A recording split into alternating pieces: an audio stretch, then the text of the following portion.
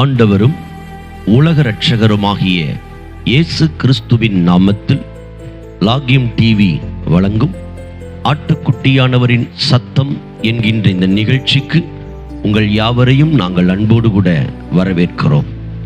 ஆண்டவர் இந்த நிகழ்ச்சியை நமக்கு ஆசீர்வாதமாக மாற்றி கொடுக்கும்படி நாம் யாவரும் நம்முடைய கண்களை மூடி நம்முடைய தலைகளை தாழ்த்தி நாம் ஜெபிப்போமாக. பரிசுத்தமுள்ள எங்கள் பிதாவே, சர்வ வல்லமை உள்ள ஆண்டவரே, உம்முடைய குமாரனாயிருக்கிற இயேசுவின் நாமத்தில் இந்த நல்ல நாளுக்காக நேரத்திற்காக கர்த்தரை துதிக்கிறோம். இந்த நாளிலும் ஆட்டுக்குட்டியானவருடைய சத்தத்தை கேட்க நாங்கள் உம்முடைய சமூகத்தில் வந்திருக்கிறோம். எங்களோடு பேசும், சொல்லும் கர்த்தாவே. அடியேன் கேட்கிறேன் என்கிற வார்த்தைக்கு ஏற்ப எங்களை அர்ப்பணம் செய்கிறோம். இயேசுவின் நாமத்தில் ஜெபிக்கிறோம் நல்ல பிதாவே, ஆமேன்.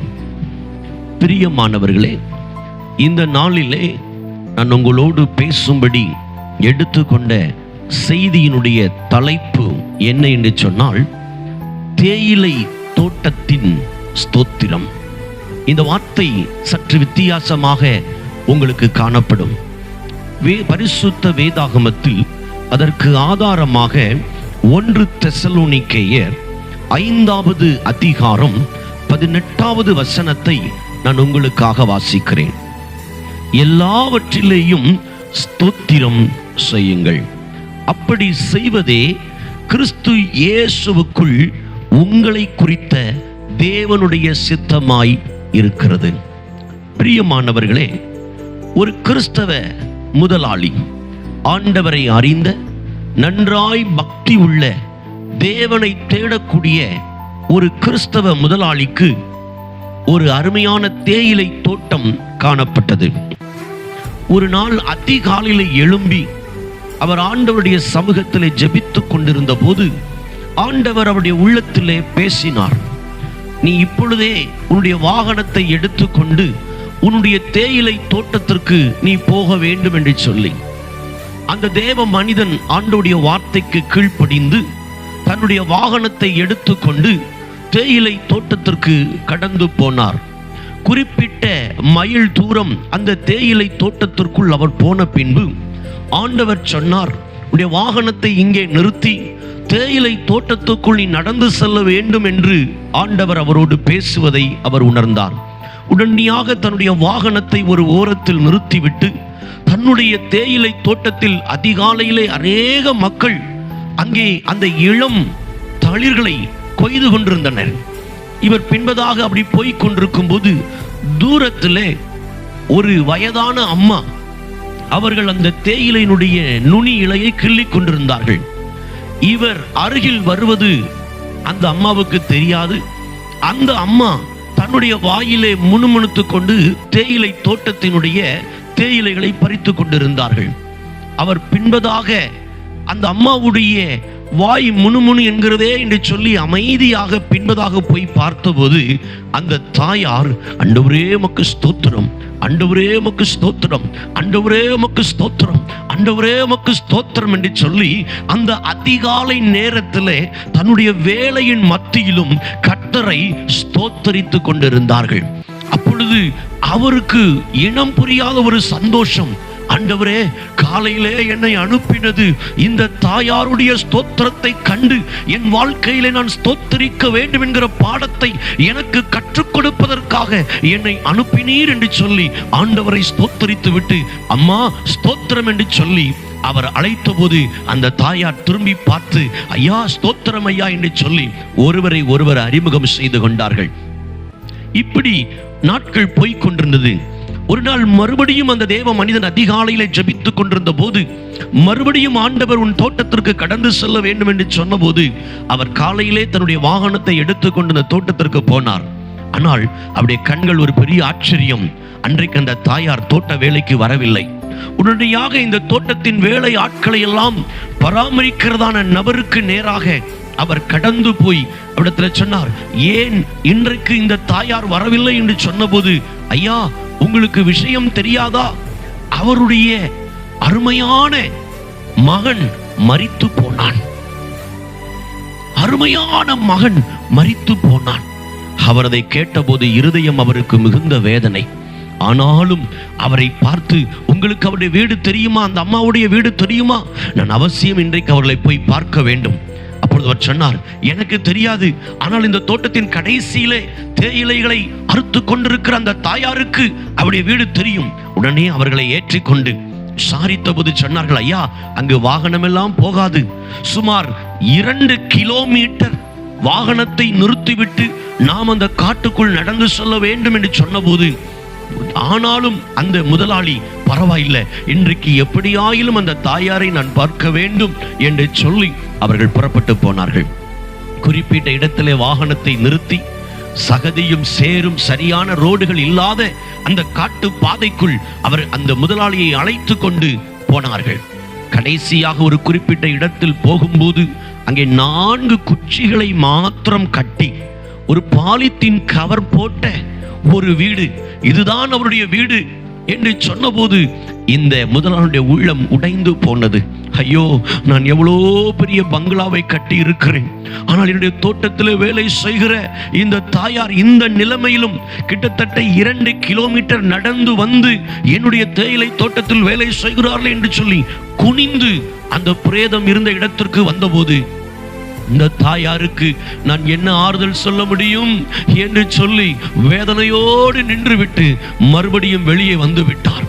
அருகாமையில் உள்ளவர்கள் சொன்னார்கள், உங்களுடைய முதலாளி வந்திருக்கிறார் என்று சொல்லி அந்த தாயார் அந்த இடத்தை விட்டு எழுந்து வந்து அந்த ஐயாவுடைய கையை பிடித்து, ஐயா, கர்த்தருக்கு ஸ்தோத்திரம், ஆண்டவர் என்னுடைய வாழ்க்கையிலே தந்திருக்கிற எல்லா சூழ்நிலைக்காக ஸ்தோத்திரம் என்று சொன்னபோது இவருடைய உள்ளம் உடைந்து போனது.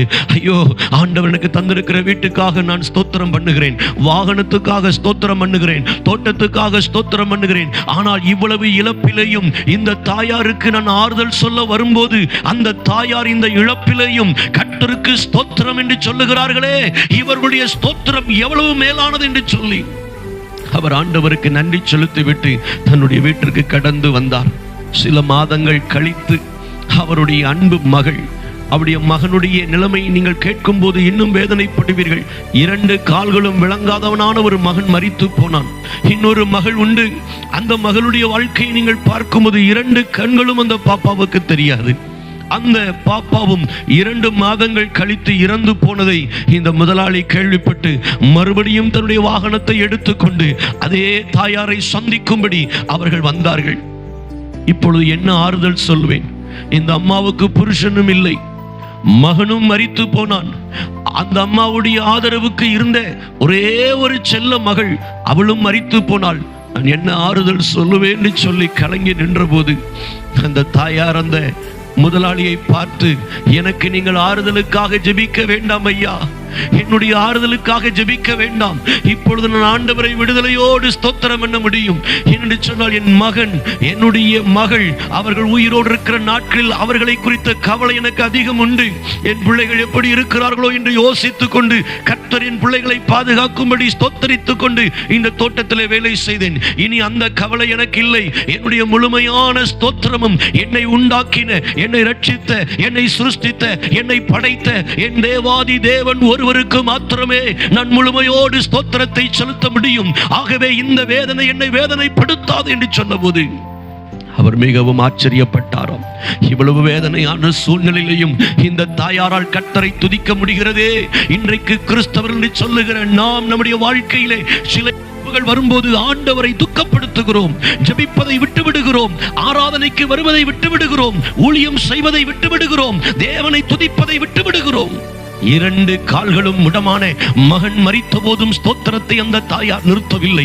2 கண்களும் பார்வை இழந்த மகளை இழந்த போதும் அந்த தாயார் ஸ்தோத்திரம் பண்ணவில்லை. இப்பொழுது அவர்களுக்கு ஒரே ஒரு மகிழ்ச்சி, என் உயிர் உள்ள நாளெல்லாம் இனி எனக்கு எந்த தடையும் இல்லை, நான் விடுதலையோடு என் ஆண்டவரை ஸ்தோத்தரிப்பேன் என்று சொல்லி அந்த தாயார் கர்த்தரை துதித்தது அந்த முதலாளியை அதிர்ச்சி அடைய வைத்தது. இந்த வார்த்தையை இந்த நாளிலே கேட்கிற என் அன்பு சகோதரனே, சகோதரியே, தகப்பனே, தாயே, உங்களுடைய வாழ்க்கையிலே பாடுகள் வரும்போது ஆண்டவரை முறுமுறுக்கிறீர்கள். உங்களுடைய வாழ்க்கையில இழப்புகள் வரும்போது ஆண்டவரை முறுமுறுக்கிறீர்கள். நீங்கள் ஜெபித்த ஒன்று நடக்காமல் வேறொன்று நடக்கும் போது நீங்கள் ஆண்டவரை முறுமுறுக்கிறீர்கள். இன்றைக்கு உங்களுடைய ஸ்தோத்திரம் எப்படிப்பட்டது? அந்த தாயார் ஆண்டவரை அறிந்த நாளிலிருந்து ஸ்தோத்திரம் பண்ணிக்கொண்டே இருக்கிறது நமக்கு ஒரு பாடமாக மாறட்டும்.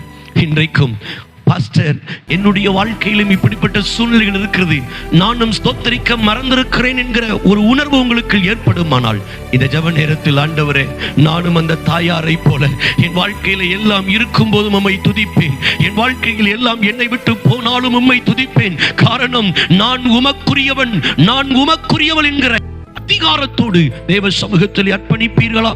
ஜெபிப்போமா?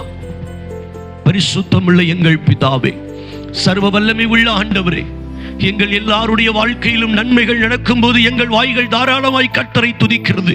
ஆனால் ஒரு வியாதியோ, ஒரு பண நெருக்கடியோ, ஒரு மனித எதிர்ப்போ, ஒரு போராட்டமோ எங்கள் வாழ்க்கையில் வரும்போது ஜெபம் எங்கள் வாழ்க்கையிலே, துதி எங்கள் வாழ்க்கையிலே இல்லாமல் போய்விடுகிறது. எங்களை மன்னியும் ஆண்டவரே. இந்த தாயாருடைய வாழ்க்கையிலே நல்ல வீடு இல்லை, கணவர் இல்லை ஆண்டவரே, முடமான மகன், கண் தெரியாத மகள். ஆனால் இவர்கள் எல்லாருடைய வாழ்க்கையிலே, அவருடைய வாழ்க்கையில இழப்புகள் வந்த போதும் கர்த்தரை துதித்த அந்த ஒரு ஆவி இந்த நாட்களிலே எங்களுக்கு தேவை. அப்படிப்பட்ட ஒரு ஆவியை எங்களுக்கு தாரும். எங்களை உம்முடைய கரங்களில் அர்ப்பணிக்கிறோம். இயேசுவின் நாமத்தில் ஜெபிக்கிறோம் எங்கள் நல்ல பிதாவே. ஆமேன், ஆமேன். பிரியமானவர்களே, இந்த நிகழ்ச்சி உங்களுக்கு ஆசீர்வாதமாய் இருக்கும் என்று நாங்கள் நம்புகிறோம். இந்த நிகழ்ச்சியை நீங்கள் மற்றவர்களுக்கு அறிமுகப்படுத்தும்படியும் உங்களை நாங்கள் அன்பாய் கேட்டுக்கொள்கிறோம். லாகிம் டிவி என்கிற யூடியூப் சேனலில் தினந்தோறும் கர்த்தருடைய வார்த்தையை ஜனங்களுக்கு ஆசீர்வாதமாய் கடந்து வருகிறது. அநேகருக்கு ஆசீர்வாதமாய் இருக்கிறதை அநேகர் எங்களுக்கு தெரிவிக்கிறதற்காக நாங்கள் ஆண்டவருக்கு நன்றி செலுத்துகிறோம். உங்களுடைய மேலான கருத்துக்கள் இருக்குமானால், ஜெப விண்ணப்பங்கள் இருக்குமானால், நீங்கள் மறக்காமல் கீழே தெரிகிற எங்களுடைய தொலைபேசி எண்ணுக்கு நீங்கள் தெரிவிக்கும்படி உங்களை நாங்கள் அன்பாய் கேட்கிறோம். கர்த்தர் தாமே உங்கள் ஒவ்வொருவரையும் ஆசீர்வதிப்பாராக. God bless you.